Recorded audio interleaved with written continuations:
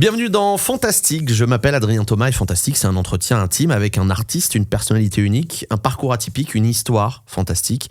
Et aujourd'hui, en face de moi, un homme de l'ombre qui met en lumière des tonnes de programmes télévisés. Vous avez forcément déjà vu ses réalisations si vous regardez The Voice, Star Academy, le Téléthon, les débats présidentiels, les Energy Music Awards ou encore Masked Singer.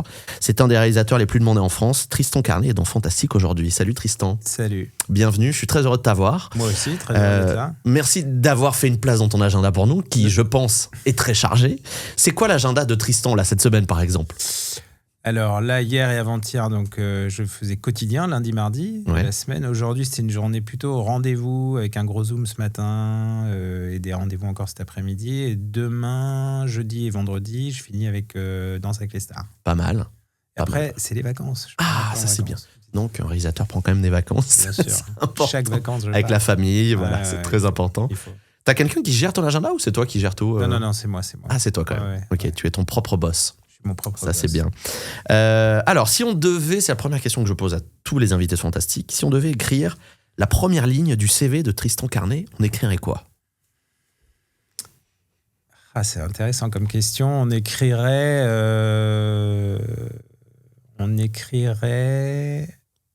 ne sait pas ce qu'il va faire.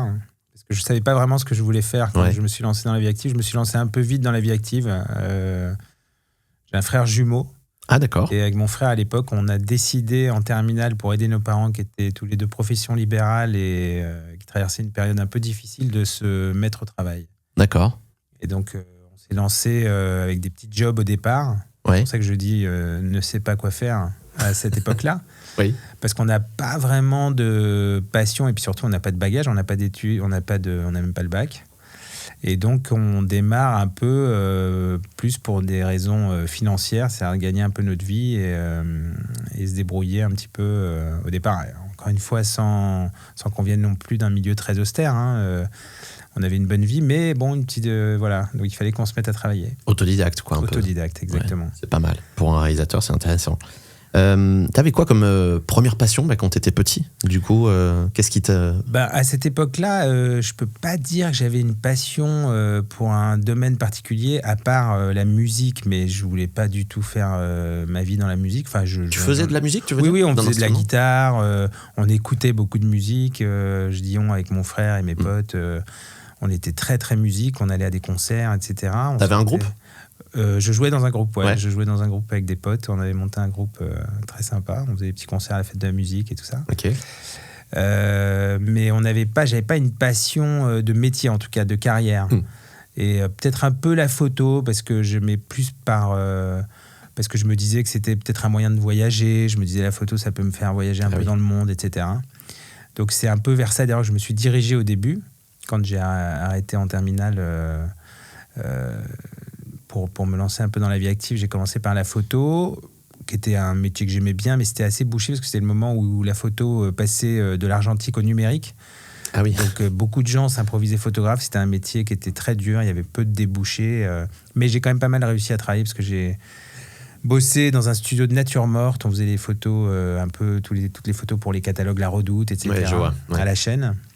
C'était très sympa, c'est un studio très, très chouette où j'étais donc jeune assistant / stagiaire. Et ensuite j'ai bossé dans des studios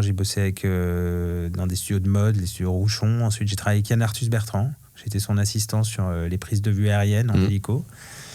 Et puis ensuite, par rencontre, j'ai commencé à mettre un pied sur les tournages, des tournages de films publicitaires d'abord.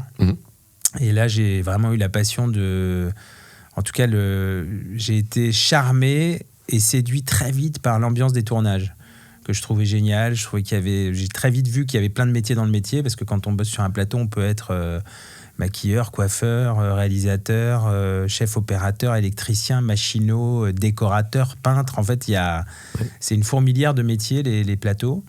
Et donc, j'ai très vite vu que c'était un métier, un univers qui allait me plaire. Et donc, je me suis lancé à fond là-dedans. Et très vite, en stagiaire mise en scène. Et puis, par des rencontres avec des réalisateurs, je suis devenu assistant. D'abord en pub. Puis ensuite, j'ai mis un pied dans la télé. Et c'est comme ça que je suis arrivé en télé. Donc, il n'y avait pas vraiment de passion dès le départ. Il y avait plutôt des opportunités que je n'ai pas laissé passer. dès qu'il y avait une fenêtre et une possibilité, je sautais dedans. Ouais. Mais donc, tu as été passionné par l'image très tôt, en réalité, qu'elle soit photo ou oui, mais encore une fois, c'était pas une passion. J'aimais ça, mais c'était pas. Je pouvais pas dire que j'étais passionné de ça. J'avais pas. Je passais pas mon temps à faire des photos tout seul dans Paris quand j'étais jeune, etc. Je dis ça. Un peu à contrario de mecs que j'ai vu vraiment passionnés d'image. J'étais pas passionné, j'adorais ça, mais je savais pas du tout que j'allais faire mon métier là-dedans. C'est vraiment ce qui m'a charmé au départ, c'est l'univers du plateau, les lumières, le côté un peu magique de l'univers des plateaux que je trouvais ce côté un peu artificiel dont on tourne des séquences, qu'on remet en scène, qu'on répète, etc. Je trouvais ça hyper agréable, et puis je trouvais très très chouette l'unité d'une équipe autour d'un même projet. Donc ça aussi, je pense que ça a beaucoup joué. Ok. Et du coup, ça a été vraiment quand tu es rentré sur les tournages et que ça a été ça ton premier travail. Quand je dis travail, c'est vraiment que tu as commencé à gagner de l'argent, que tu as été payé pour ça, ou tu vendais déjà des prestations avant? Non, j'ai fait des petits boulots avant. Ouais. J'ai bossé dans des restos, j'ai fait la plonge dans des restos, j'ai fait les saisons, j'ai vendu des glaces pendant les saisons d'été, etc. Ça, un peu plus jeune, vers, je sais pas, 16-17 ans. Ensuite, j'ai eu un petit business de vente de glace sur les plages de Belle-Île-en-Mer, où je passe toujours mes vacances aujourd'hui. Okay. Et c'est un business que j'ai eu, je sais pas, 4-5 ans, qui était très sympa. J'avais entre 8 et 10 vendeurs. Ah ouais, pas mal. Ouais. Je vendais glace, boissons, beignets, pralines sur toutes les plages de l'île. C'était très sympa. Mais c'était des jobs d'été. Oui, voilà, saisonnier. Pas un job du tout à l'année, quoi. Ouais. D'ailleurs, c'est ce qui faisait que j'ai pas mal changé de job de photo. C'est qu'à chaque fois, je quittais le boulot dans lequel j'étais pour aller faire ma saison à Belle-Île, et je revenais en septembre, et donc j'étais obligé de chercher un nouveau job. Donc c'est pour ça que j'ai navigué de la nature morte à la mode, en passant par la photo aérienne avec Yann Arthus Bertrand, jusqu'au moment où j'ai commencé à mettre des pieds sur les tournages, et où là, j'ai complètement arrêté la photo pour vraiment me dédier au monde des tournages. Donc tu arrives par le tournage publicitaire. Comment tu arrives après sur des plateaux de télé? Quelle était ta première approche justement, et quelle chaîne t'as ouvert les portes en premier, en fait, au tout début? Alors la première opportunité, c'est Canal, et c'est pas la chaîne qui me la donne, c'est un réalisateur, je vais dire son nom, qui s'appelle Jean-Marie Nizan, qui a été très... Il a compté, parce qu'en fait, j'ai fait un chantier d'appartement à l'époque. Je faisais quand je tournais pas des pubs, parfois entre 3 semaines, un mois, je faisais des chantiers d'appartement avec mon pote d'enfance. Tu rénovais des appartements? On repeignait des pubs, des machins, etc. Okay. Enfin, j'avais 21 ans, 20 ans.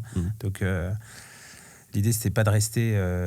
c'était de pas rester inactif, et puis de gagner un peu de sous en plus. Donc je faisais ça, et un jour j'ai fait un chantier chez ce mec, Jean-Marie Nizan, qui à l'époque était réalisateur pour une émission qui s'appelle Canaille Peluche.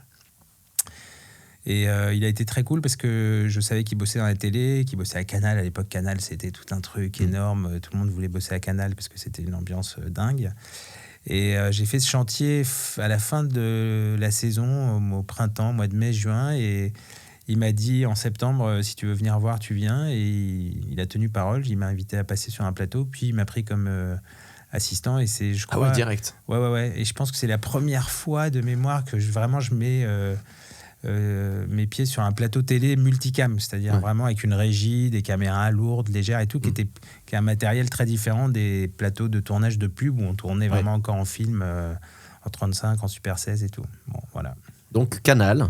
tu te retrouves à Canal, et ensuite donc tu te retrouves sur des émissions comme Nulle part ailleurs à l'époque. Donc là on est en 99-2000, c'est ça? Ah non, on est plus tôt que ça. On est plutôt en 80, hélas. Ah donc c'était l'époque.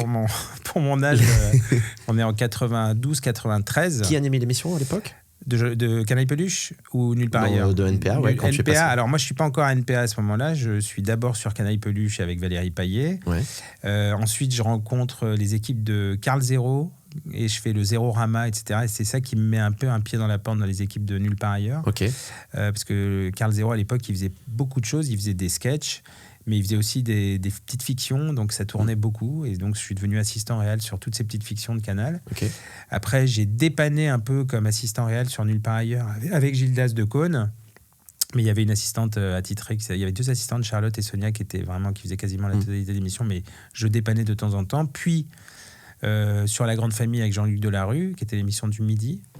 Et après, j'ai fait toutes les autres versions d'NPA, mais surtout, j'ai aussi découvert les autres chaînes parce que j'ai rencontré à Canal des réalisateurs qui travaillaient en dehors de Canal aussi. Et donc, je suis parti aussi travailler pour d'autres chaînes. J'ai découvert France Télévisions à l'époque. Quand Jean-Luc Delarue a monté Réservoir Prod, j'ai commencé sur Ça se discute aussi en assistant. J'étais assistant de Massimo Manganaro. Voilà, d'autres réalisateurs, Jérôme Revon, Didier Froli, pas mal de réalisateurs avec lesquels j'ai un peu bossé, mais j'ai découvert pas mal d'autres plateaux, France Télévisions, TF1, de cette manière-là. Mais mon premier job, c'est vraiment Canal+. Donc en assistant réel, comme tu le En assistant réel, disais, ouais. Et c'était quand même... je pense que tu dois être quand même hyper content d'avoir vécu cette période-là Canal qui était dingue, je pense. Moi, je te le disais un peu hors antenne avant, que Nulle part ailleurs, pour moi... dis-moi si je me trompe, mais c'était la grosse émission de Canal, non, à l'époque? C'était l'énorme émission le prime, de Canal. Puis Canal, c'était la chaîne chez qui tout le monde voulait bosser parce que oui, il y avait une forme de liberté. Il y avait à la tête de Canal Pierre Lescure, Alain de Greff. C'était une époque où on se marrait. Il y avait, je pense, du budget et quand il n'y en avait pas, il y avait des idées. Puis il y avait surtout l'envie d'être un peu différent et tout ça. Donc c'est vrai que tous les gens qui ont bossé à Canal à cette époque-là, les nuls, toutes les équipes, les Guignols, les Guignols et tout, c'était que des mecs qui se marraient dans la vie et qui savaient reproduire ça à l'antenne. Et donc il y avait un vent. Canal, c'était vraiment la différence, quoi. C'était un truc complètement dingue. Donc c'est vrai que d'y bosser, on avait l'impression de faire partie d'une famille. Et aujourd'hui, tous les anciens du Canal, ce qu'on appelle le Canal historique, on se rappelle de Canal comme d'une période de vie folle, oui, bien sûr. Ouais, ça devait être dingue de vivre ça. Tu te rappelles combien de téléspectateurs qui regardaient l'émission à l'époque ou pas? Non, en audience, je me souviens pas du tout. Je sais même pas si... C'était calculé. Ouais, je sais même pas si c'était calculé parce que c'était la vitrine de Canal et que ça donnait plutôt le ton de ce qu'était cette chaîne. On parlait moins d'audience peut-être à l'époque, non? Peut-être pas. En tout cas, moi, en étant assistant, je faisais beaucoup moins attention à ça. Je sais qu'en tout cas, dans des villes comme Paris, parce que c'était aussi assez branchouille et tout, Canal. Après, je sais pas si les gens regardaient autant Canal en province que dans les grandes villes, mais à Paris, bosser à Canal, ça me suffisait, tu vois. Ouais. T'avais une belle carte déjà, quoi. Ouais, ça me faisait une belle carte, exactement. Mais après, c'est un esprit que j'ai retrouvé dans pas mal de trucs, parce que donc, je sais pas si j'anticipe une de tes questions, mais après, quand je suis passé réalisateur, c'est Dominique Farrugia qui m'a donné l'opportunité de passer réalisateur sur la grosse émission de comédie. Il avait repris en tant que patron la chaîne Comédie, et donc j'ai réalisé avec Cadet Olivier à l'époque d'émission, et on a retrouvé un peu cet esprit-là parce que justement ah oui, je vois ce que tu veux dire, oui. Dominique, il aimait bien le côté on bossait vraiment, il était très exigeant évidemment, surtout sur l'écriture, sur la réal, sur le plateau, etc. Mais il aimait le côté on fonce et on fait quoi qu'il, même si on n'a pas les thunes pour faire un décor, faut se démerder, on retourne la caméra dans l'autre sens et on tourne comme ça. Il y avait un côté un peu bric-à-brac qu'on a retrouvé sur Comédie, et dans l'esprit, je sais que pour en reparler à Cad et Olivier quand je les croise, on se rappelle aussi de cette époque dingue à Comédie où là j'étais en plus jeune réal, donc je m'éclatais moi dans un nouveau job.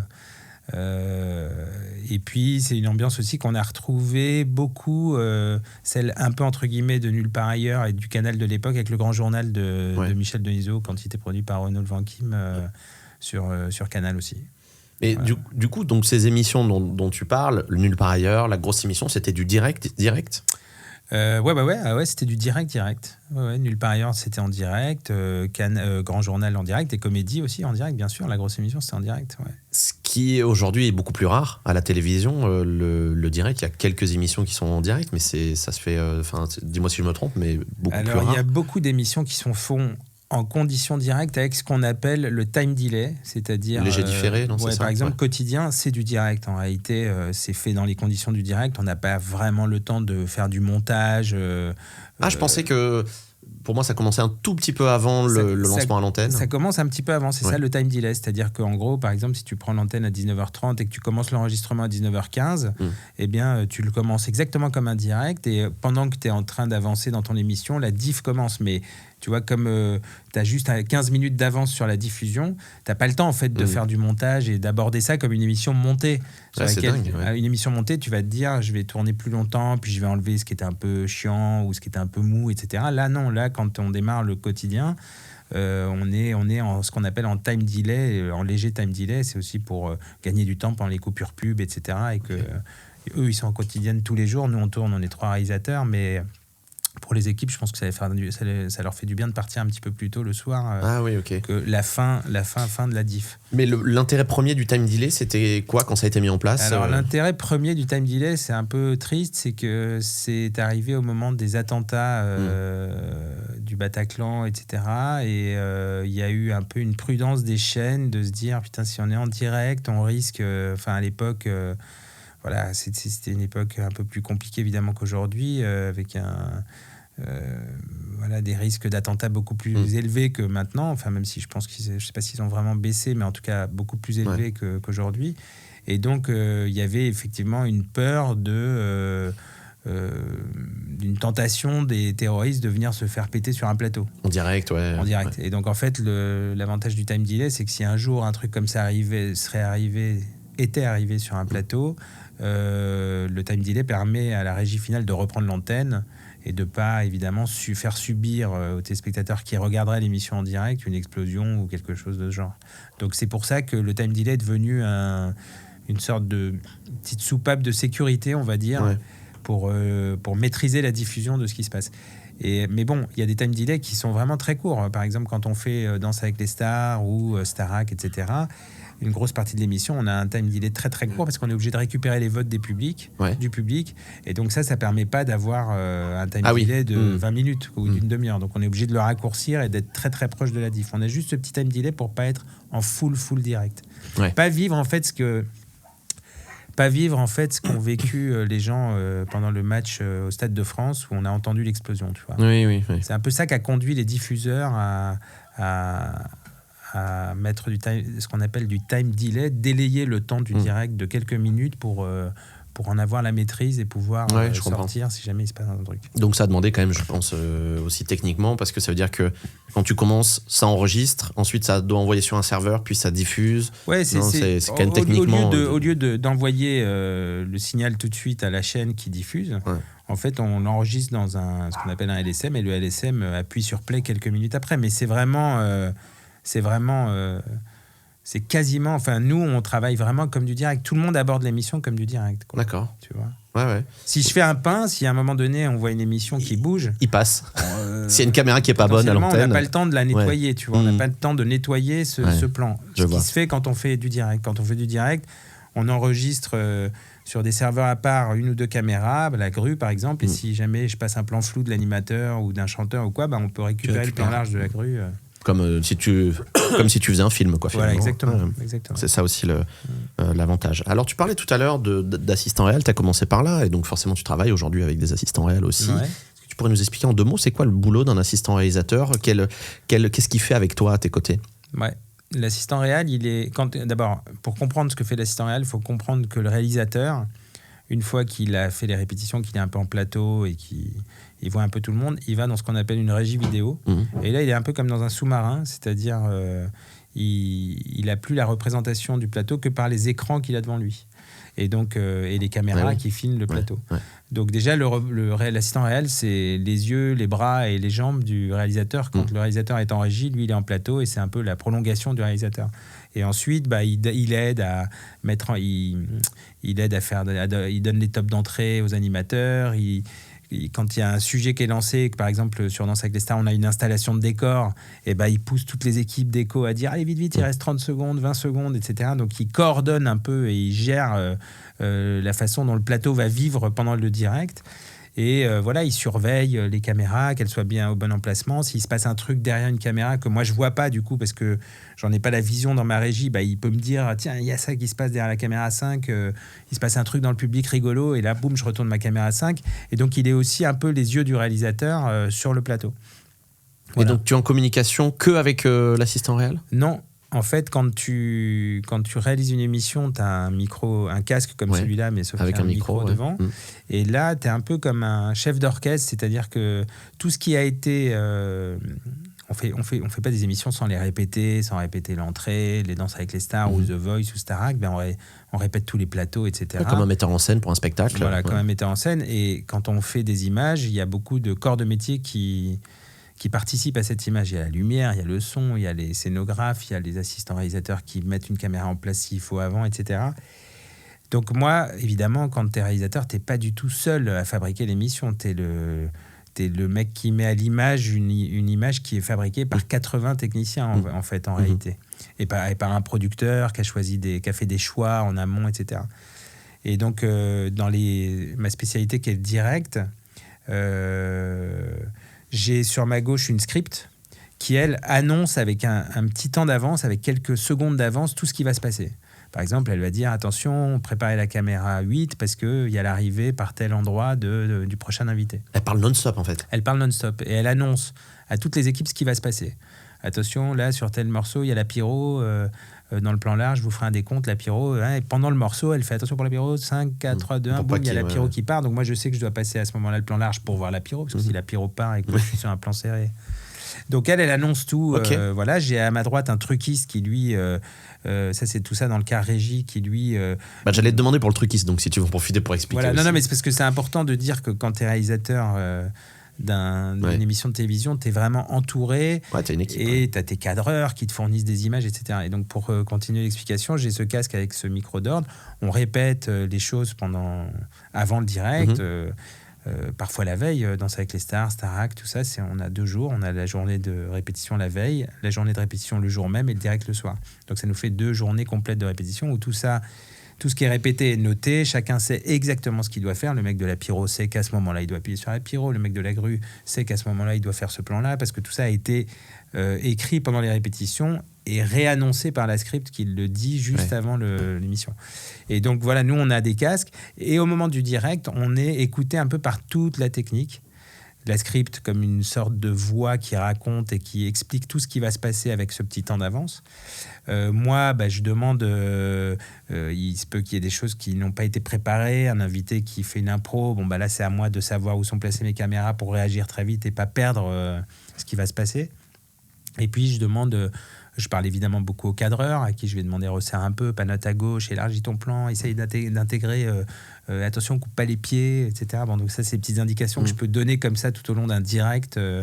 Voilà, et donc en fait, je suis un peu comme un chef d'orchestre de cette équipe technique qui serait comme des violoncelles, des violons, des trompettes, des machins, et chacun, c'est tout ça mis en harmonie et coordonné qui fait que l'émission se déroule comme elle se déroule. Donc tu parles à tout le monde en fait, à tous les techniciens, tout le monde t'entend. Je parle à tous les techniciens. Je peux, quand on lance un sujet, je peux dire attention, envoyez les maquilleuses sur Nikos, il faut faire un raccord maquillage, il brille un peu parce qu'il peut avoir un peu chaud, il s'en rend pas compte. Moi je le vois et c'est à moi de dire tiens, envoyez les maquilleuses à cet endroit-là pour lui refaire un petit raccord et qu'il brille pas trop, tu vois. Enfin, tout est en fait, tu regardes un peu. Tu as un œil sur la totalité du programme et surtout et son rythme, etc. Il faut à la fois, je trouve, parce que tu t'engueules un mec, tout le monde l'entend, quoi, en fait, c'est vrai. Et oui, c'est vrai.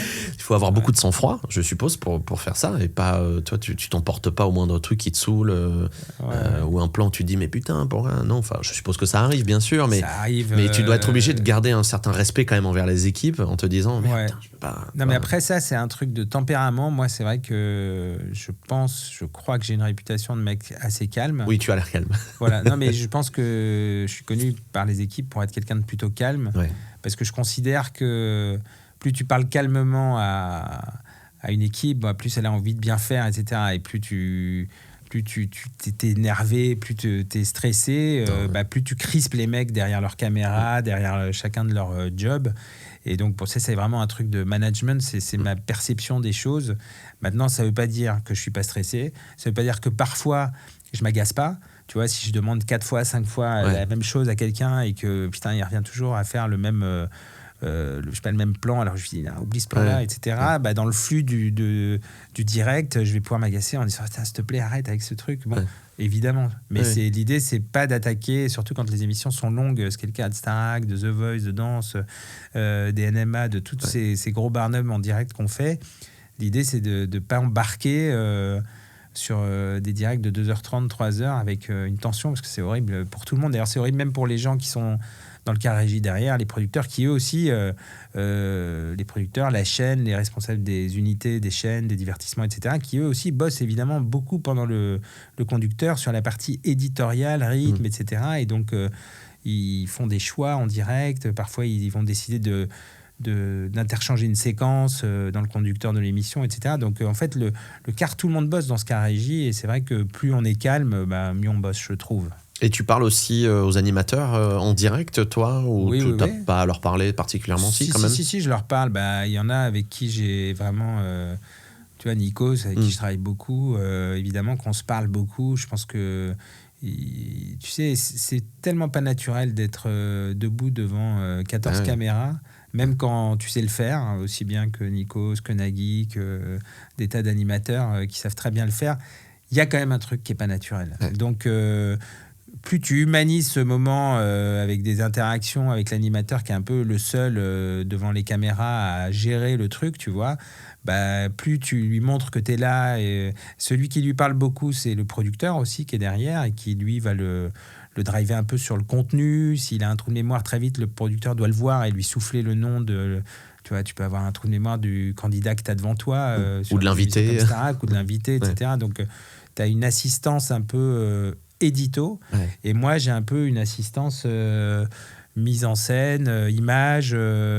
tu vois, exemple, si un animateur est un peu crevé, ce qui peut être le cas de Nikos, quand il enchaîne les tournages de The Voice, de Starac et tout, il peut être de très bonne humeur et tout, mais son sourire peut un peu s'effacer. Bon, je lui rappelle, je dis, il est derrière la ligne droite, vas-y, souris un peu, et boum, il reprend tout de suite de la... Tu vois, et ça, faut le connaître aussi, du coup, faut bien le connaître. Mais toi, on se connaît bien. Voilà, donc tu sais exactement quand il a un coup de mot. Mais nous, c'est comme si on avait été pilote et copilote de je sais pas combien d'heures de vol. C'est ensemble, un duo, quoi. Tu vois. C'est une forme de duo, bien sûr, parce que t'imagines, on a fait... ça fait 15 ans de Starac, 15 ans de The Voice, pardon... Starac, plus tous les autres primes qu'on a pu faire. NMA aussi, du coup. Comment ? Et les NMA aussi, du coup. Les NMA, bien sûr. Non, mais on a fait énormément de trucs. Donc, c'est vrai qu'on a on se connaît bien. Et puis, surtout, on s'apprécie beaucoup dans la vie de tous les jours. Ouais. C'est important. Quand tu as ce feeling-là avec quelqu'un et que, du coup, tu le retrouves dans le boulot, je pense que ça doit aider aussi. Évidemment que c'est voilà. Et c'est ce côté humain dont tu parlais, peut-être, que vous avez, qui est important aussi dans ce boulot. Oui, parce que c'est des... Tu vois, Nikos, Nagui, que je connais vraiment bien, je les connais humainement dans la vie, je sais ce qu'ils sont comme personnages, et donc voilà, je sais que tu vois, on se retrouve sur les plateaux aussi, parce qu'on se voit aussi en dehors. Ouais, mais c'est vachement bien d'avoir cette connexion aussi, je trouve, avec les gens avec qui tu bosses, et surtout sur des enjeux qui sont quand même assez costauds, sur des gros primes comme ça. C'est bien d'avoir un petit peu de, comme tu le disais, d'humaniser un peu ça. Alors le premier travail que tu fais, toi, quand on te book sur une émission en tant que réal, c'est quoi? Vraiment le premier truc que tu vas faire? Alors, ça dépend du type d'émission. Je vais te dire pourquoi. Parce que si c'est une création, par exemple, eh bien là, tu as une vraie présence avec le producteur et avec la chaîne pour voir comment va être l'émission, si c'est une création. Ça veut dire que tu crées tout. Un décor, une ambiance, et il y a 1000 questions qui se posent à chaque étape de cette création-là. Donc, t'es des semaines, voire des mois avant l'émission, là. Oui, c'est des semaines, des mois, c'est une cogite avec un diarphote, avec un directeur photo, avec un animateur qui va animer l'émission. Il y a tout qui se pose comme question. Est-ce qu'on met du public, pas de public? Est-ce qu'ils sont à table? Est-ce qu'il y a des canapés? Si c'est un talk show, si c'est une émission de variété, quel genre d'ambiance on veut, etc. Bon, donc, tout ça se pose si c'est une création. Et c'est un vrai boulot que tu fais avec le producteur, d'abord.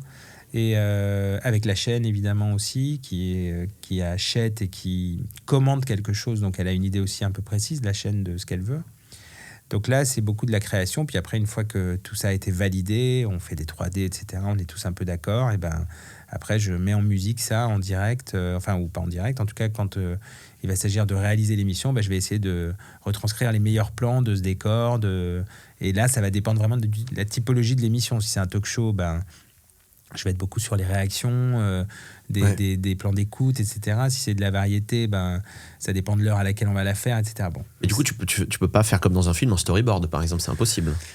Tu peux faire un storyboard. En fait, en gros, nous, on fait plutôt des 3D quand on crée le décor et on peut avoir des animations sur nos 3D pour voir un peu comment on va faire des arrivées, des types de scénographie, la lumière aussi qu'on peut aujourd'hui injecter dans les 3D très facilement.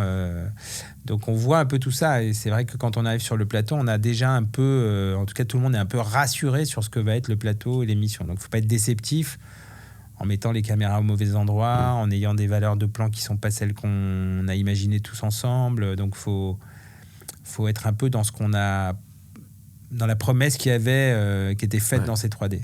Ça, c'est quand on crée une émission. Après, quand on reprend un format, type The Voice, par exemple, on rentre dans un canevas bien précis. Oui.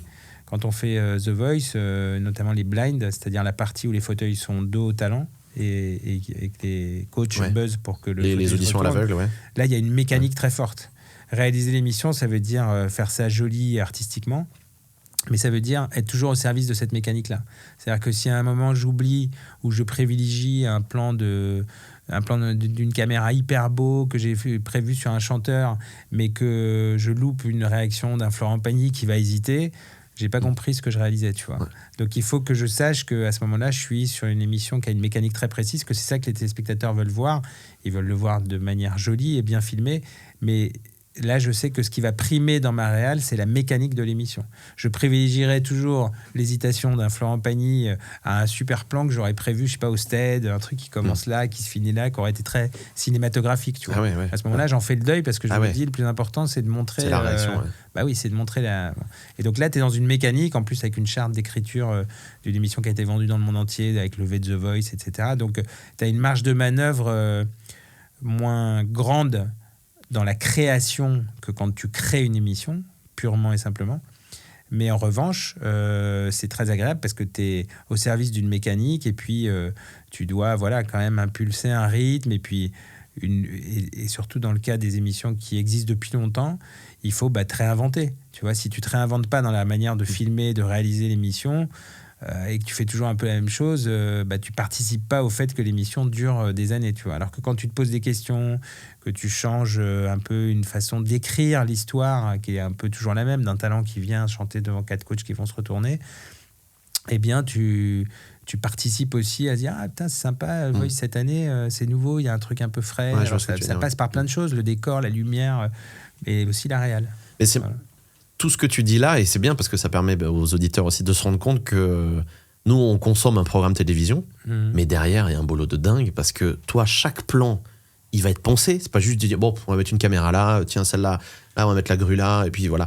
Tout est pensé, tout est réfléchi comme si tu réalisais un film. C'est ça que je traduis dans ce que tu dis, que je trouve quand même assez dingue, parce qu'il faut bien dire aux gens qu'il y a un boulot de dingue avant une émission, avant une Starac, un prime de Starac. T'as quand même réfléchi à, ok, c'est quoi les titres, comment on sort. Ça, c'est beaucoup le producteur. En fait, c'est vraiment, je te dis, c'est vraiment un truc d'équipe, et quand tu réalises, tu mets en image des idées et un conducteur qui a été vraiment préparé par un producteur. Tu vois, si tu prends Starac, par exemple, la cheville ouvrière de Starac, c'est le producteur qui s'appelle Mathieu Vergne, qui lui vraiment va décider de... Il est avec toi en régie pendant l'émission. Lui, il est là tout le temps. Il est même là quand il n'y a personne en plateau, parce qu'il pense à la semaine. Il a déjà les 3 semaines d'avance pour savoir comment tout va s'écrire, la mécanique, etc. Et c'est lui qui impulse aussi les équipes artistiques de Starac qui sont là et qui font qui pensent les tableaux, qui les créent et qui nous font un mood board en disant voilà, elle va chanter dans cet univers-là, voilà ce qu'on va créer comme univers au moment où elle va chanter, Ambre par exemple. Et donc on reçoit ce qu'on appelle une bible quelques jours avant d'arriver en plateau, donc on sait déjà un peu ce qu'on va avoir à filmer. Et nous, vraiment, les réalisateurs, on est là pour se mettre au service de la façon dont le producteur Mathieu Vergne a pensé la façon dont allait être le prime, et les servir du mieux possible les créations artistiques qui ont été imaginées par chanson, par tableau, etc. Donc c'est vraiment le réalisateur, il est la dernière pièce d'un édifice qui est déjà très avancé quand on arrive sur un plateau, tu vois, qui est déjà très pensé. Mais tu décides quand même de là où tu poses tes caméras. Ça, c'est quand même toi qui le décide. Oui, c'est moi qui le décide. Mais ça peut être des objets de discussion, tu vois. Ça peut, tu vois, le producteur, il peut me dire, mais attends, c'est le cas, par exemple, ce que je viens de dire sur Starac, je le redis avec un producteur qui est génial, qui s'appelle Frédéric Pedrazza, avec qui je fais Danse avec les stars depuis 15 ans. Il a des idées hyper précises et donc il respecte beaucoup ce que j'amène moi comme idée et ma façon de positionner mes caméras. Il a une vraie confiance, mais ça ne l'empêche pas de pouvoir me dire tu crois pas qu'on est trop loin là, est-ce que tu penses pas que, et il a raison souvent. Je vais changer un truc que moi-même j'ai pas eu le temps de voir, etc. Et effectivement le plan je vais le faire d'une autre façon et parfois il aura tort et souvent il aura raison. Tu vois, et donc mon boulot c'est aussi, et parfois il va même me dire un truc par un peu un sentiment, tu vois, il va pas me dire je sais pas si c'est la bonne cam, il va me dire je trouve que là je ressens ça, et je vais dire je comprends pourquoi, tiens attends je vais le filmer comme ça, est-ce que tu le ressens? Ah non, là ça va beaucoup mieux, tu vois, je me sens plus proche, plus connecté, etc. Oui. Tu vois, il va parler aussi par émotion, tu vois, donc, bon. Ah oui, du coup c'est vachement intéressant, mais du coup aussi ça veut dire que toi, tu imposes ton équipe, je veux dire, de techniciens, ou est-ce que ça veut dire que Tristan Carnet, il arrive avec son équipe, je suppose que tu as des fidèles à qui tu travailles, ou est-ce que la prod peut te dire, bah non, en fait, voilà, là, tu seras avec lui, non, est-ce que tu as quand même cette liberté? Oui, j'ai souvent mes équipes. D'abord, l'avantage des équipes, c'est que on a des formes d'habitudes. Alors, on essaye de faire attention de ne pas reproduire nos habitudes tout le temps, mais on a des habitudes, et ce qui, dans des cas de temps de répète un peu court, nous aide beaucoup parce qu'on va beaucoup plus vite. Tu vois, ce que je veux dire, c'est que moi, quand je répète Danse avec les stars, je sais que mon steadicammer, il connaît le plateau, il sait ma façon de bosser, etc.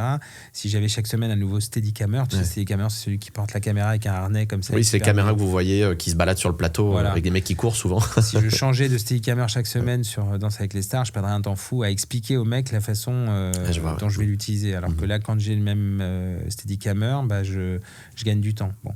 Et c'est vrai à tous les postes en fait en lumière. Mon directeur photo avec qui je travaille depuis des années, il est pareil, on se connaît depuis longtemps, Frédéric Dorieux, on a des habitudes, ce qui m'empêche pas de travailler évidemment avec d'autres directeurs photo et lui avec d'autres réalisateurs, mais c'est vrai que quand on est ensemble sur des gros primes de télé où les temps de répétition se sont un peu réduits par rapport aux années précédentes parce que moins de budget, parce qu'il faut qu'on sache aussi tous s'adapter, et le fait d'être un duo qui se connaît bien fait qu'on avance beaucoup plus vite aussi. Il y a justement la boîte de prod, elle te donne un budget et en fonction du budget, tu construis, toi, tu dis voilà ce que je peux faire pour cette émission, c'est ça, je peux vous mettre ça. Non, moi il me donne un budget, il donne à chaque poste un budget, et moi il me donne un budget, un nombre de cams. Souvent. Ah d'accord, ok. Et c'est pas un prix, on te dit pas tiens voilà j'ai X milliers d'euros. Non, mais moi je suis mon métier de réal est payé par la production, mais après moi les équipes techniques sont prises en charge par la production en l'occurrence. Oui, c'est pas toi qui travaille. Toi, tu es tout seul en fait dans ton rôle de réal. C'est pas ta boîte qui. Moi, je suis pris par la production quand je fais Starac, c'est Randemol. Quand je fais Danse avec les stars, c'est TF1 Prod. Tu vois, c'est la Bangoumi pour parler de quotidien, par exemple. Et donc là, tu es prestataire pour ces. Je suis prestataire pour ces boîtes-là. Voilà. Mais tu vois, par exemple, Quotidien, pour revenir sur Quotidien, le producteur Laurent Bon, il fait tourner 3 réalisateurs sur cette émission. Ils sont Nico Druet et Eric Simon. Et pour des questions de planning ou... Oui, parce que c'est une quotidienne. Donc il faut qu'on soit tous dispo et que tous les réalisateurs travaillent sur d'autres émissions. Je travaille sur d'autres émissions, mais Nicolas travaille sur d'autres émissions, avec Simon pareil et tout. Donc on arrange nos plannings pour qu'il y en ait toujours un de nous 3 qui soit libre pour faire l'émission. Mais l'écriture de ce plateau, la façon dont il est filmé, avec la technique à vue, etc., ça c'est beaucoup Laurent Bon qui le décide au départ, qui veut un peu cette image-là. Donc lui, nous on se met un peu, je te dis, quand tu es réalisateur d'émissions de télévision, tu te mets au service d'un producteur, de l'idée qui se fait aussi de son émission et de la façon dont il l'a vendue à la chaîne et voilà, c'est des mecs qui ont un regard aussi vraiment sur ce qu'ils font, surtout eux. Et nous, on est là pour écouter un peu leurs souhaits, leurs désirs, leur envie. Et on n'est pas là simplement pour la traduire, mais on est là aussi pour l'upgrader et leur amener aussi un peu des idées nouvelles de temps en temps. Et c'est ce qu'ils attendent aussi de nous, tu vois. C'est quoi la grosse évolution que tu as vue, toi, depuis justement le début des années 2000 où tu as commencé, aujourd'hui 2026, est-ce que on dit beaucoup que la télévision a perdu des téléspectateurs parce qu'il y a beaucoup aussi de replay maintenant, les téléspectateurs consomment beaucoup de replay. Ouais. Est-ce que tu sens, toi, qu'il y a une grosse différence? Alors, est-ce que les chaînes ont moins de budget? Est-ce que les chaînes veulent justement moins investir dans des programmes ou non? Tu n'as pas senti une grosse différence depuis? Je pense que oui, si, il y a forcément l'économie de la télé a changé de fait, puisque le digital et le digital a pris de la place, donc dans les budgets aussi. Donc évidemment, les budgets se sont réduits, c'est sûr. Et nous, donc tu dois t'adapter aussi. On s'est adapté. C'est toutes ces années qui sont passées. On s'est adapté dans des temps de prépa, de tournage qui sont raccourcis. C'est aussi d'ailleurs ce qui fait que sur les directs, on n'est pas très nombreux comme réalisateurs à tourner, parce qu'en fait, quand on a un temps de répétition très court, les artistes qui viennent, eux aussi ont un temps de répétition très court. Parfois, ils ont des titres, ils ont juste une demi-heure pour répéter leurs morceaux, etc.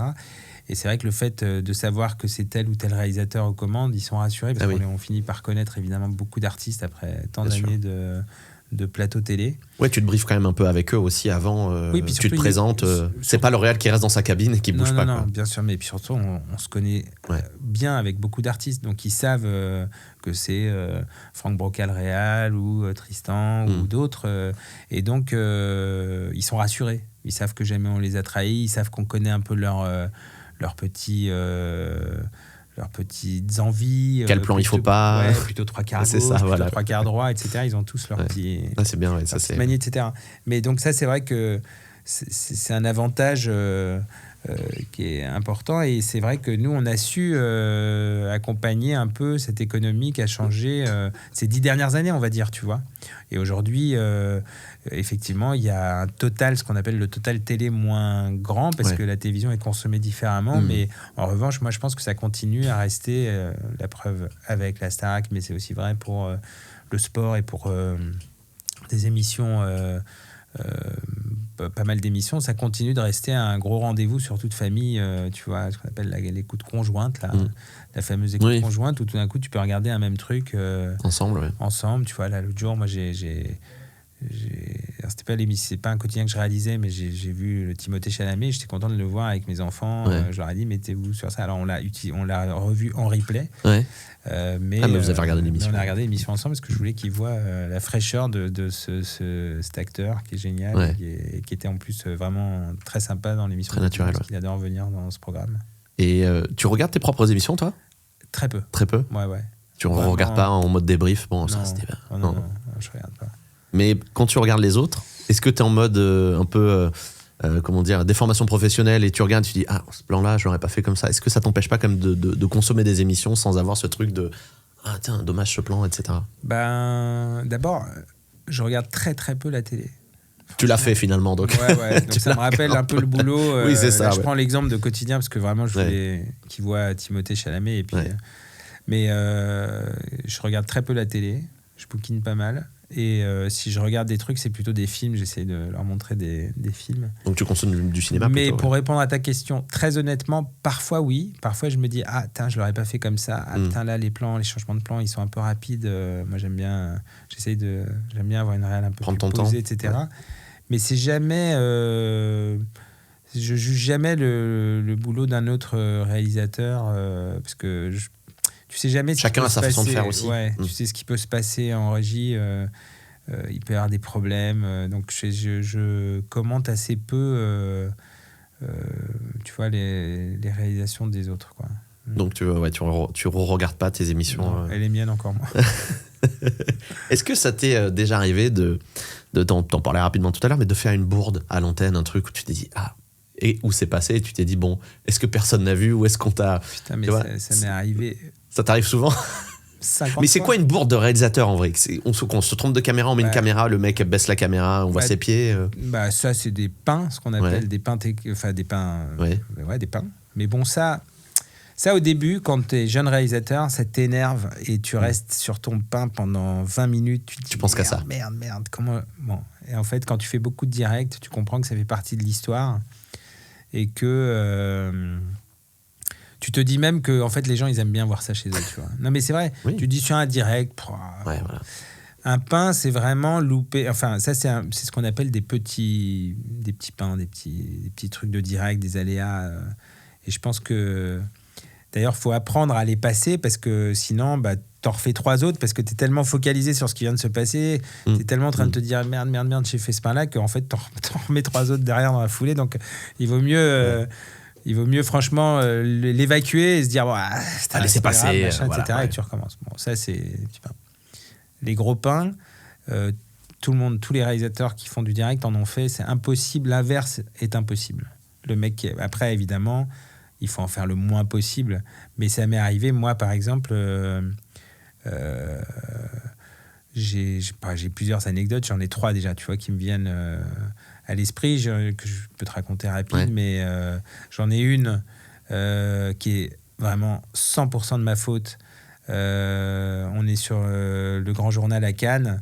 Il y a Jamel qui est invité en plateau et des footballeurs. Et à l'époque, Ariane Massenet, qui co-animait l'émission avec Michel Denisot, fait un jeu. Elle met une sorte de filet dans l'eau qui flottait comme ça. Ouais. Elle prend 5-6 ballons de foot et elle dit aux joueurs de foot, tiens, va shooter dans le ballon et on va voir si vous arrivez à le mettre dans la cible. Elle avait mis une sorte de cible qui flottait dans l'eau à 30 mètres du plateau, tu vois.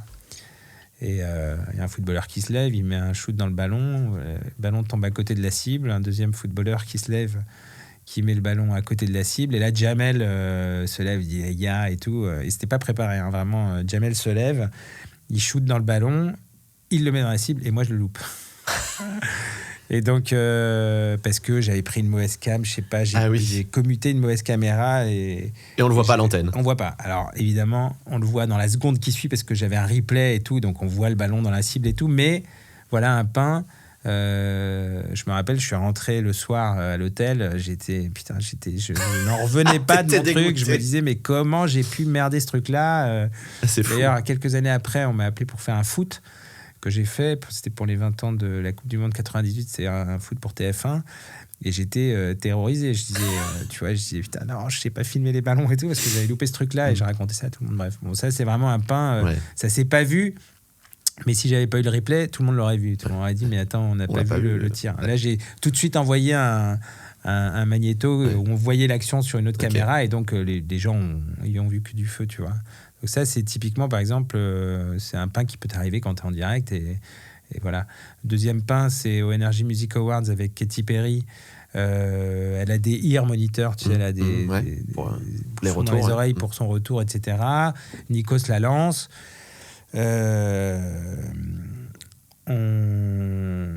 La musique part pas, donc on est là, musique, et puis à un moment, la musique part, dans le cas régie, j'entends la musique, donc je suis content, je dis putain, mais bon, ça a mis 3 secondes à partir, donc 3 secondes en télé, ça peut être assez long. C'est très long. Quand Nikos a fini sa phrase et que tu as 3 secondes de blanc, tu te dis, mais putain, pourquoi la musique part pas ? La musique part, et donc je passe un plan large, etc. Et je vois dans le gros plan que, en fait, Katy Perry, elle est complètement décalée au son.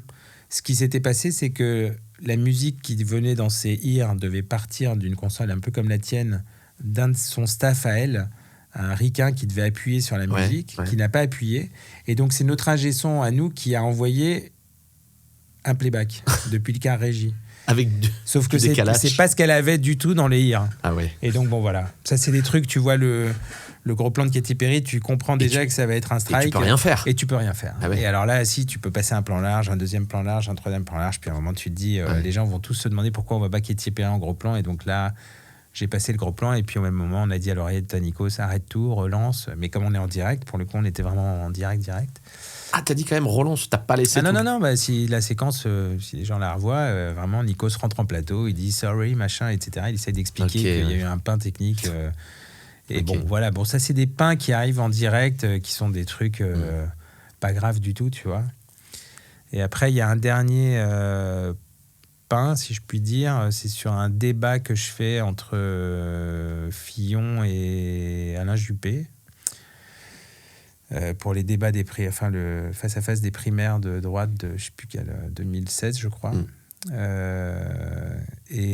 Où, en fait, pendant le débat, Monsieur Juppé a la bouche très sèche et il a un petit bout de salive blanche qui se met sur sa lèvre, là.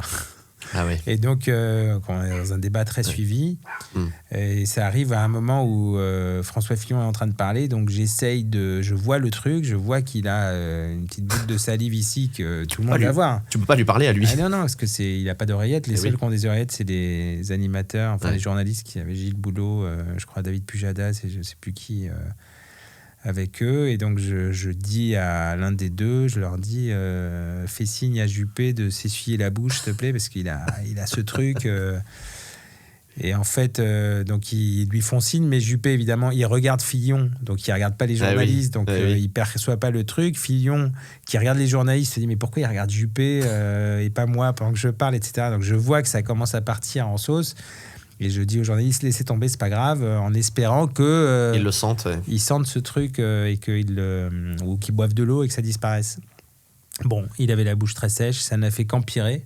Et donc, quand tu réalises un débat comme ça politique, c'est un truc qu'à bout d'un moment, tu le mets à l'image et tu te dis, bon, bah voilà. Et les gens ont beaucoup évidemment parlé de ça le lendemain en disant que c'était malheureusement pour lui et que ça l'a beaucoup desservi d'avoir la bouche sèche, parce que ça a raconté un truc sur son stress. Qui était peut-être pas le cas, mais en tout cas les gens ont interprété cette bouche très sèche par du stress très fort chez Monsieur Juppé.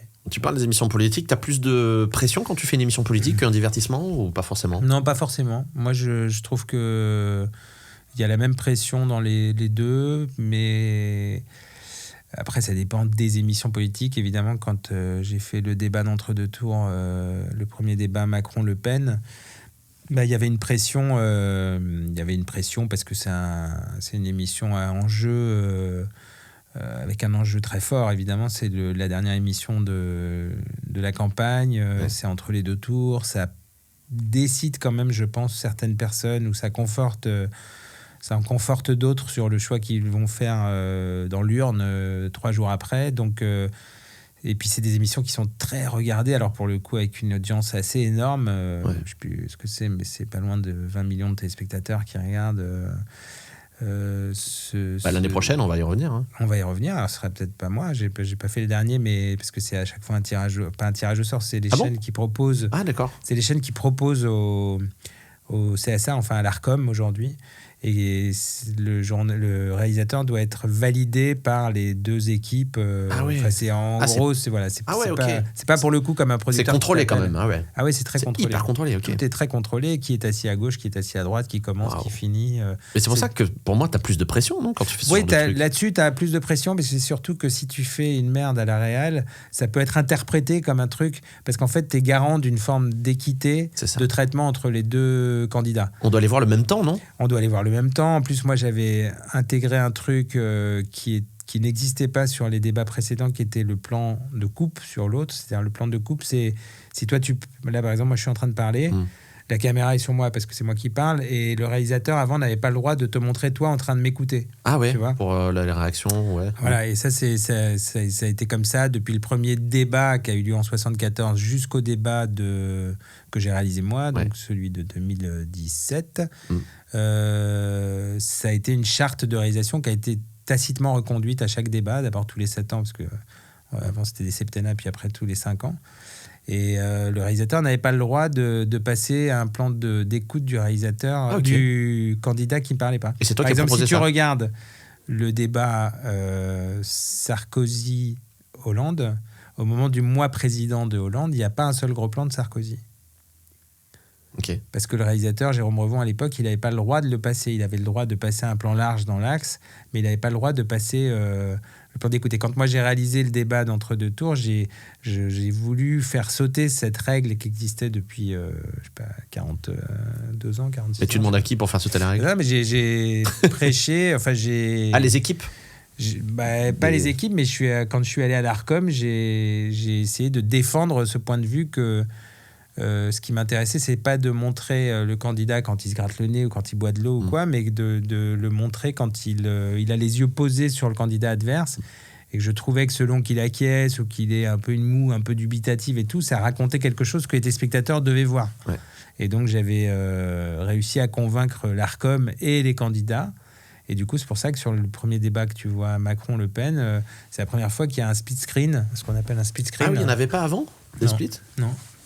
Ah ouais, Il n'y en avait pas, en tout cas, avec les Parce deux que oui, candidats. je me rappelle très bien qu'il y avait Ouais. ça. Mmh. Mais ok, d'accord. C'est le premier débat. C'était pas autorisé avant, du coup. Non. Ouais. Bah, c'est vachement Non. intéressant, tu vois. Ça pour nous, ça paraît naturel de se Ouais. dire à l'image, on a ça, mais c'est vrai que si derrière. Pour moi, c'est un petit. C'est quand même une négo, quoi. Un petit fait d'armes, tu vois. Ouais, je c'est pas suis mal. heureux de ce truc parce que c'était un. T'as mis ton petit grain de sel Voilà. aussi dans l'histoire du. Tu as élevé le débat, ouais, si on peut se permettre ce jeu de mots. Si je l'ai élevé. Non, mais après, ce qui est marrant, c'est que je pense que c'est un truc sur lequel maintenant ça va être dur de faire marche arrière pour les candidats. Mais en plus, c'est pas les trahir que de faire ça. Non. Parce que l'idée, encore une fois, c'est de les montrer quand leurs yeux sont posés sur le candidat adverse et qu'ils n'écoutent pas quand ils regardent leurs notes, etc. L'idée, c'est pas de les trahir. Et puis en plus, on est surveillé parce que dans le débat d'entre-deux tours, on a ce qu'on appelle des réalisateurs conseils qui sont dans le cas régie derrière, qui sont des réalisateurs qui ont été nommés par chaque candidat. Et donc, ils sont là aussi pour vérifier à ce qu'on ait une égalité de traitement entre les deux candidats. Mais ils sont pas là de taper sur l'épaule en disant tiens, fais ci, fais ça. Quoi. Non, mais ils sont là, ils peuvent te taper sur l'épaule en disant attention, on a l'impression que vous privilégiez un peu trop ce candidat-là. Parce que toi, quand tu es réalisateur d'un débat, l'idée, c'est pas de montrer tes opinions en réalisant l'émission. Non, t'es neutre. Il faut que tu sois le plus neutre possible, tu vois, et que tu laisses aux téléspectateurs le choix de se ranger sur l'idée qu'ils se font des candidats par eux-mêmes. Et c'est pas à toi d'invoquer des choses par la réal, tu vois. Ça t'est déjà arrivé d'arrêter une émission en plein tournage vraiment parce qu'il y a un truc qui va pas du tout, tu dis non mais là les gars, c'est pas possible, on arrête. Est-ce que c'est quelque chose qui t'est déjà arrivé ou non, ça se fait pas du tout Non, c'est arrivé sur des émissions enregistrées de mal partir parce que, je sais pas, soit il y a un problème technique qui persiste, soit parce que éditorialement il y a un truc qui va pas. C'est arrivé évidemment et ça arrivera encore parfois de s'arrêter, surtout sur des premières ou sur des one-shots, de s'arrêter en disant attendez, bon, ça merde, on s'arrête une demi-heure, on se repositionne, mais ça dépend du sujet, tu vois, ça peut être sur le contenu comme sur la forme ou sur la technique, tu vois, si on a un problème un peu persistant, parfois il vaut mieux s'arrêter et se prendre un quart d'heure à le régler que d'essayer de continuer et que le problème persiste, tu vois. J'avais écrit une question en mode c'est quoi le pire truc qui t'est arrivé, je sais pas si t'as répondu tout à l'heure en donnant tes anecdotes, mais je sais pas si t'as un autre souvenir d'un truc vraiment toi en tant que réal où ça t'a mis dans une position où tu t'es dit mais il peut rien m'arriver de pire que ce qui est en train de m'arriver là, parce que qu'est-ce que je fais? Toi, une situation où vraiment t'es pas désemparé, mais en mode tu sais pas comment faire, quoi. Oui, il y a une petite anecdote mignonne, mais je te la raconte parce qu'elle est drôle. J'étais jeune réal, je faisais le Téléthon. Ouais. Et avant de faire le plateau principal du Téléthon, je faisais des villes, ce qu'on appelle des centres de promesses. Donc, en duplex, quand ils se connectent. Je sais plus. C'était génial parce que tu arrives, tu as 3 caméras, tu as un petit car régie, tu es tout jeune réal et tu réalises quelques minutes du prime avec tes duplex. Mais c'est hyper sympa parce que les villes se motivent vachement, tu vois. Donc elles font plein de stands, de machins, etc. Il y a un engouement qui est Il y a un engouement et tout. Et puis je sais plus dans quelle ville j'étais, mais j'avais un défilé de chariots avec des personnages sur le chariot, des personnages qui faisaient 2 mètres et quelques, et ça déboulait par une rue comme ça sur une place, et j'avais mis une caméra, la machin, etc. Bon bref, ok. Petite séquence qui faisait partie du Téléthon du soir et tout. Et à 10 minutes du direct, il y a un mec qui me dit les câbles là au sol, le passage de câbles qu'on a fait sur la rue, ça va être un peu chiant pour les chariots parce que ça fait comme un petit dos d'âne. Est-ce que ça t'embête si on les fait passer par ailleurs, si on les perche par le haut, etc. Je dis non, aucun problème. Et donc, ok, donc j'ai dit ça vraiment rapidement. Puis le direct arrive. Et j'avais pas vu les chariots parce que les répétitions qu'on avait faites, on n'avait pas ces chariots avec les personnages dessus. Ils étaient en train de finir de les préparer. La ville, les gars étaient en train de finir de peindre, je pense, les personnages qui étaient en carton pâte, enfin tu vois, c'était comme des grosses marionnettes comme ça. Et puis au moment où l'émission arrive, on est en direct, et puis là on prend l'antenne, on dit tiens, on va à telle ville, je sais plus où c'était, Pontarlier ou je sais plus quelle ville. On dit il y a le gros défilé de la ville qui commence, et donc je prends mon plan de caméra comme ça et je vois les chariots arriver, et j'ai un autre cadreur qui est à côté qui me fait un peu le même plan, et le mec il met des coups de zoom sur les câbles qui sont là-haut, qui pendaient, tu vois. Et je vois la statue arrivait comme ça sur la première personnage qui faisait 2,50 m, 3 mètres, 4 mètres, je sais pas combien ça faisait de haut, qui avance comme ça, avec le câble qui était là. Et je me dis, bon, ça y est, c'est fini, le truc va se prendre dans le câble, ça va tomber en arrière, ça va tomber en direct. Sur 30 personnes, il va y avoir 3 morts et tout, tu vois. Là, j'ai flippé vraiment jusqu'au moment où la statue est passée sous le câble et c'est passé à rien, tu vois, ça a dû même frôler le câble qui a dû faire comme ça. Mais c'est vraiment un moment où là, tu peux plus rien faire parce que tu es en direct. Ouais. La statue va passer sous ce putain de câble et tu peux rien arrêter, tu peux pas dire il va y avoir un mort, mais tu passes pas loin d'un drame, tu vois. Et tu parles de ça, c'est comme quand sur des directs, il y a des malaises qui arrivent, des gens qui se sentent pas bien, où tu dois interrompre le programme, quoi. Tu dois être hyper réactif là-dessus, quand même. Ouais, alors là, t'interromps pas, enfin, oui. Bon, t'as souvent un animateur ça m'est jamais arrivé, ça. Des malaises, j'ai pas l'impression que ça me soit arrivé des malaises en direct comme ça. Bon, on en voit, tu sais, sur les plateaux de JT, des fois. Bon, là, c'est vrai que tu dois absolument réagir vite et te dire, bon, bah, qu'est-ce qu'on fait ? Est-ce qu'on coupe ? On met une pub, on met un truc, un magnéto c'est aussi le... Oui, après, bon, c'est des trucs qui arrivent, on sait un peu s'adapter, hein, on n'est pas... Tout ça, ça reste quand même de la télé, on se marre, on a des moyens d'échapper des...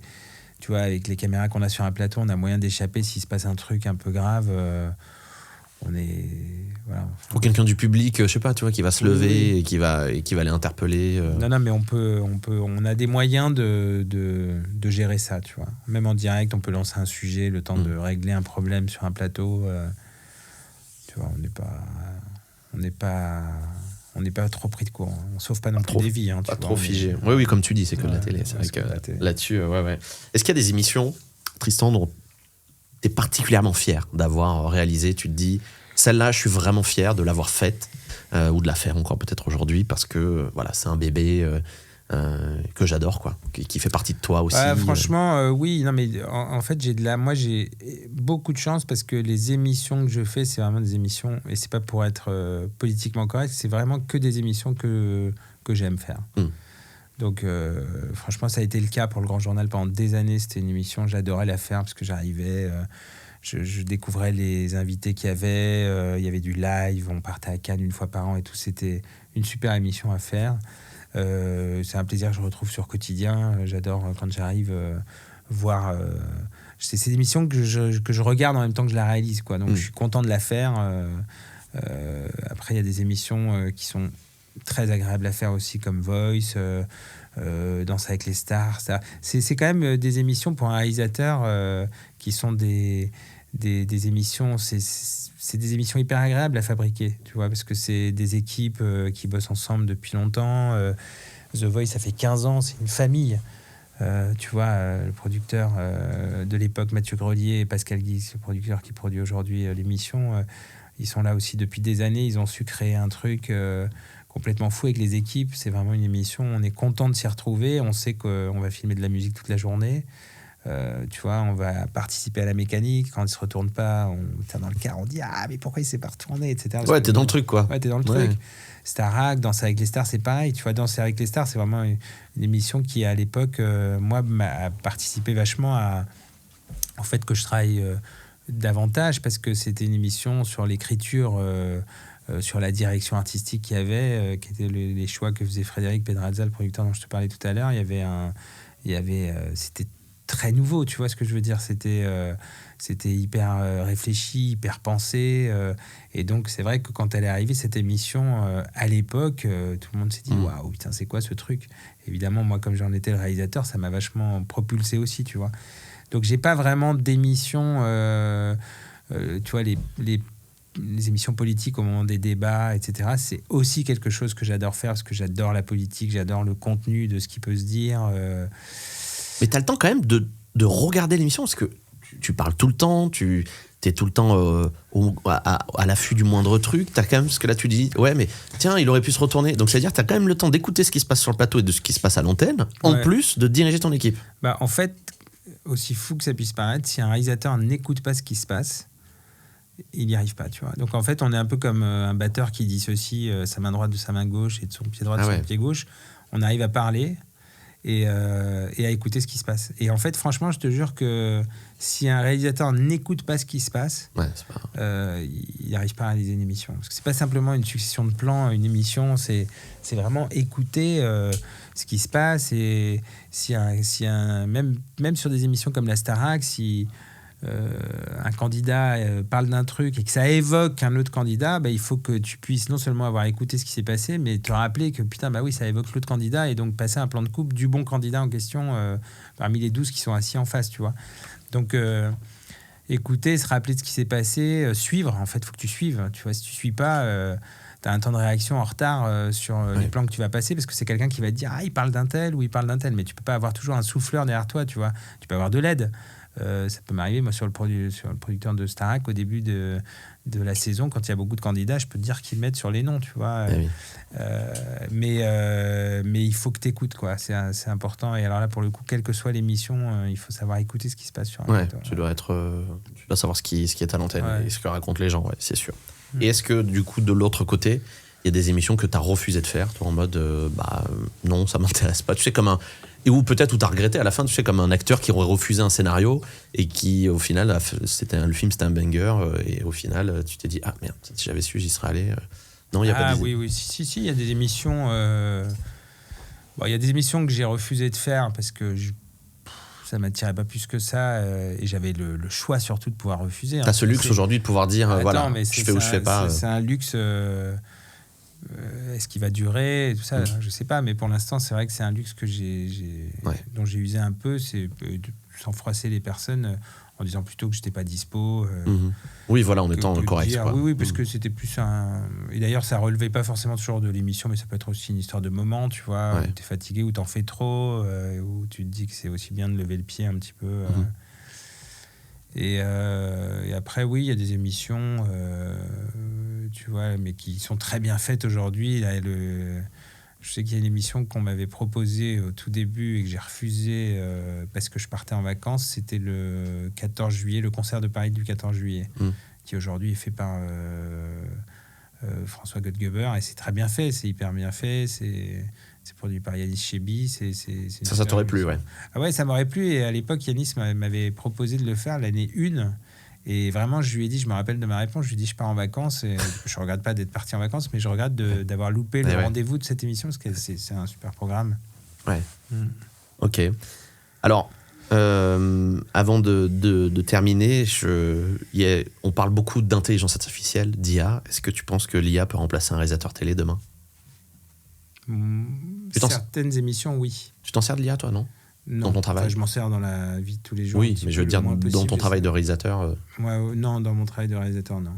Parfois, pour cogiter à des trucs de décor, de machin, oui, je vais bien sûr. rebosser une photo d'un décor en IA, mais non. En revanche, évidemment qu'un réalisateur peut être remplacé par de l'IA sur certaines émissions.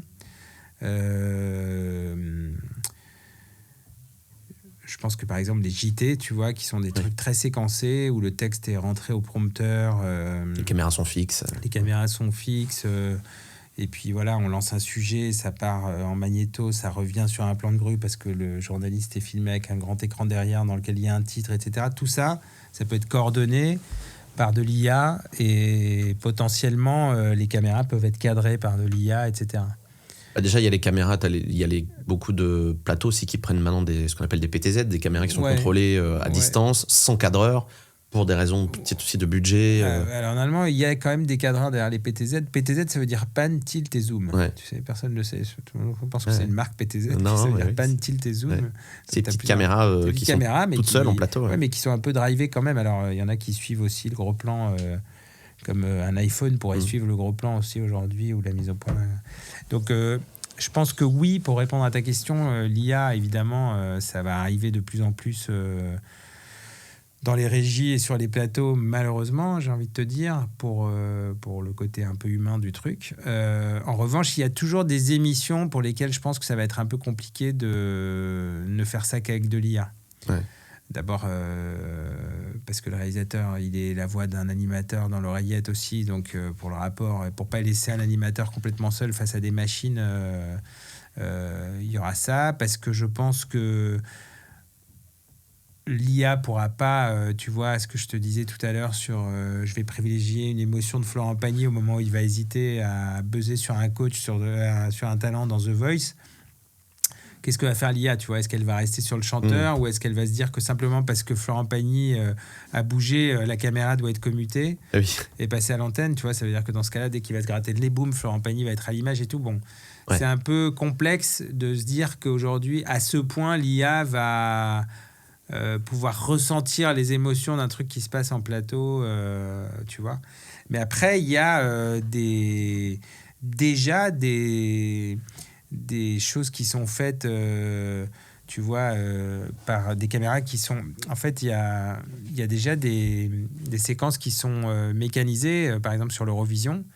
Ils utilisent un autopilote. J'avais entendu parler de ça, où il y a pas, le mec est pas... Il enregistre... Enfin, les plans se commutent tout seuls. Alors, c'est pas les plans se commutent tout seuls, c'est en fait, tu rentres dans une timeline, tous les effets en même temps d'un changement de caméra, d'une lumière, d'une pyrotechnie, etc. Tout est time-codé, en fait. Et tout ça est time-codé, et comme ça, tu es certain que ce que tu as rentré dans ta timeline va être ce qui va se passer à l'antenne, tu vois. Et qu'un truc, un jour, j'en avais parlé, ça avait... irrité le mec qui avait monté cette machine-là en disant je crois pas qu'un jour les robots vont complètement remplacer le réalisateur, et c'est pas ce que j'ai voulu dire, donc je suis assez prudent. Je pense que ça, par exemple, c'est un outil génial. Et d'ailleurs ils viennent de faire le Super Bowl, c'est c'est pareil. Ouais, non, mais c'est une super machine qui, je pense, pour beaucoup de programmes peut fonctionner. C'est pas de l'IA, parce que il y a quelqu'un derrière qui coordonne tout ça, qui programme tout ça, et donc mais le côté on laisse une timeline sur laquelle d'ailleurs on peut reprendre la main, commuter, donc réaliser tous les effets, les changements de plan, etc. Ça peut fonctionner. C'est pas de l'IA, hein. C'est encore une fois c'est de l'automatisation. Exactement, de l'automatisation. Maintenant, sur l'IA, je te dis, sur certains domaines comme les JT, etc., je pense que ça peut fonctionner. D'autres, je suis moins certain. Sur du divertissement des gros plateaux, effectivement, je pense que la touche humaine, artistique sera toujours... je pense qu'il y aura... Et tant mieux. Et tant mieux. C'est important de garder ce côté-là. Tristan, ma dernière question que je pose à tous mes invités, l'émission s'appelle Fantastique. Quel a été le moment le plus fantastique de ta carrière jusqu'à aujourd'hui? S'il y en a un qui te revient là instantanément, un très très beau moment que tu as vécu, qui t'a marqué, un moment fantastique, quoi, finalement. Les moments fantastiques, parce qu'il y en a, en fait, je suis obligé de le multiplier, c'est les rencontres avec beaucoup d'artistes. Déjà quand j'étais assistant sur certains Taratata, où j'ai vu débouler des énormes stars de la musique que je t'avais dit en début de cette rencontre, quand on écoutait beaucoup de musique à l'époque avec mes potes, mon frère et tout. Genre des Johnny, des mecs comme ça. Des Johnny, évidemment, des Johnny, j'ai passé des moments, j'ai eu la chance de le filmer, et je faisais partie des réalisateurs en qui il avait assez confiance, et donc j'ai fait pas mal de trucs avec lui. Mais évidemment, la rencontre avec Johnny, mais même avec beaucoup d'inter à l'époque, Tina Turner, David Bowie, Sting, Prince, enfin bon, des tas d'artistes qu'on voyait justement à la grosse aussi époque de Nulle part ailleurs.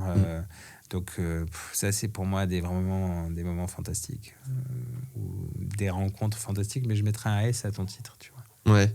Bah oui, du coup, parce que toi, c'est vrai que c'est en plus de venir travailler, tu fais des rencontres, et donc en l'occurrence, tu parles de plein d'artistes aussi qui nous ont quittés, et que tu as eu la chance peut-être à qui tu as serré la main, etc. Tu viens d'avoir passé ce moment avec la personne dans le cadre du boulot. Oui, tu t'en souviens à vie, parce que ça te marque. Et puis tu le mets dans ton livre d'or, quoi, perso.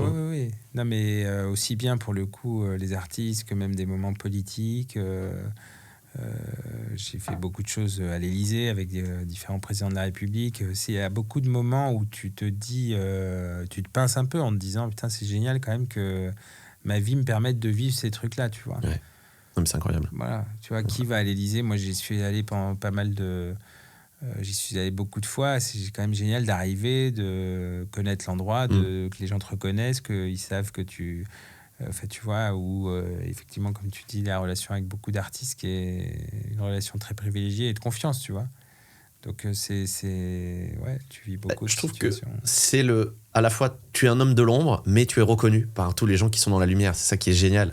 C'est-à-dire que les gens te respectent parce qu'ils connaissent ton travail, Et pour toi, je pense que c'est vachement important aussi d'avoir ce côté-là et pas être dans ton cas régie et de pas pouvoir échanger avec eux, quoi. Ouais. Et tu as la reconnaissance de ces gens-là aussi. Ouais, parce que c'est beaucoup un métier de confiance aussi, tu vois. Il faut qu'on se fasse confiance. Les artistes doivent avoir confiance dans la manière que tu as de les filmer. Les producteurs doivent te faire confiance dans la manière que tu as d'avoir compris leur envie de l'émission qu'ils sont en train de mettre à l'antenne, etc. Et donc, tant que cette confiance-là n'est pas rompue, et tant qu'elle perdure, tu continues à bosser. Mais je pense que c'est un peu l'ADN de ce métier aussi.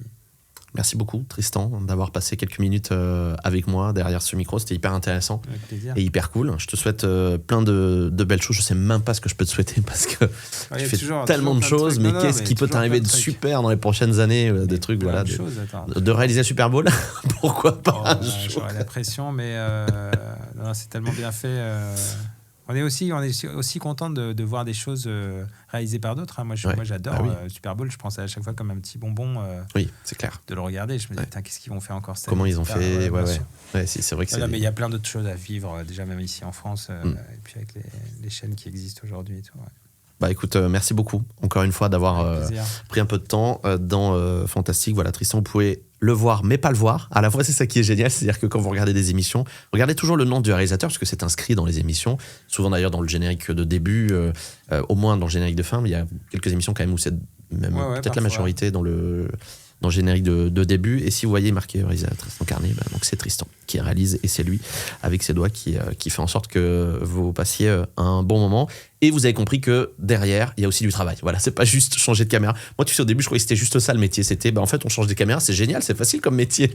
Mais non, il y a plein de choses derrière. Fait par beaucoup d'autres aussi, surtout. Ouais, c'est ça, c'est le réalisateur et son équipe. Donc voilà, c'est le taf de toute une équipe aussi. À très bientôt, merci Tristan encore. Merci. C'était fantastique. À bientôt pour un nouvel épisode. Salut.